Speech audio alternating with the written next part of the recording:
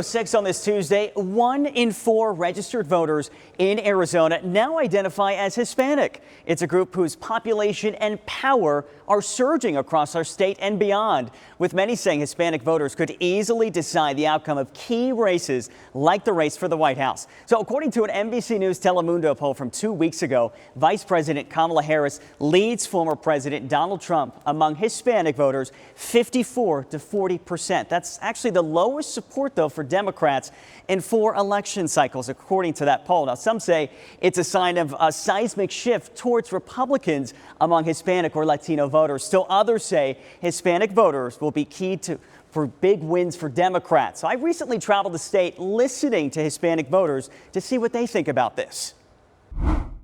Latinos for Trump, so we just want to go ahead and get the message out there. It's a message Gerardo Reyes says is catching on, especially with other Hispanic voters like Jennifer DeSouza. Everything was better 4 years ago, and that's because of Trump's policies. Gerardo and Jennifer are part of what Republicans say is a growing group of Hispanic voters who may be shifting towards the GOP.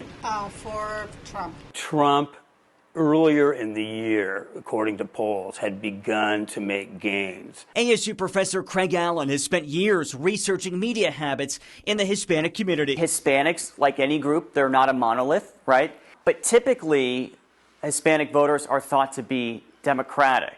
Correct. Are we seeing some maybe cracks in the foundation of that support? I think we are, but it is a slow, water-dripping process. Dr. Allen says the former president's message on the economy may be one reason he's performing better than other previous Republicans, but not everyone agrees. What would you say to a Hispanic voter who says, well, I think former President Trump's going to be better on the economy and inflation, and that impacts me more day to day? What would you say to that person? They're dreaming, because that's never going to happen. It's only going to be good for the rich people.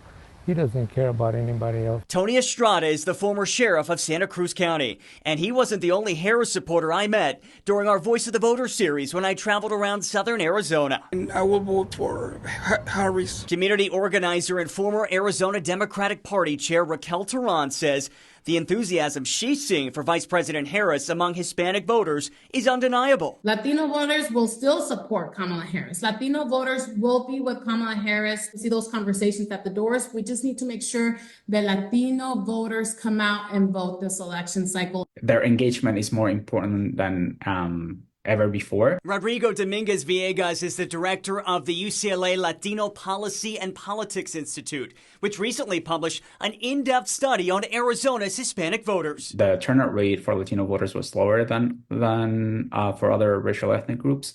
And the explanation as to why that is not because of a lack of engagement in the political process, but it has to do with, first, lower registration rates. We need more efforts to make sure that they understand how to register, where to register, and to get engaged in the political process.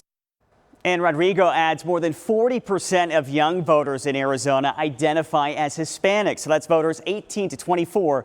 And young voters across all racial groups tend to vote less often than older voters. So he says there's also a number of systemic barriers that exist, things like not feeling represented in the process. So let's dive deeper into the Arizona numbers this morning. So since 2000, the number of eligible Hispanic voters in our state has more than doubled. That's according to that study from the UCLA Latino Policy and Politics Institute I mentioned. So here, look at the numbers here. In 2000, that number was just over 500,000. But then by 2022, it was up over 1.2 million. So if you'd like to see more data from that study I mentioned, it was truly fascinating.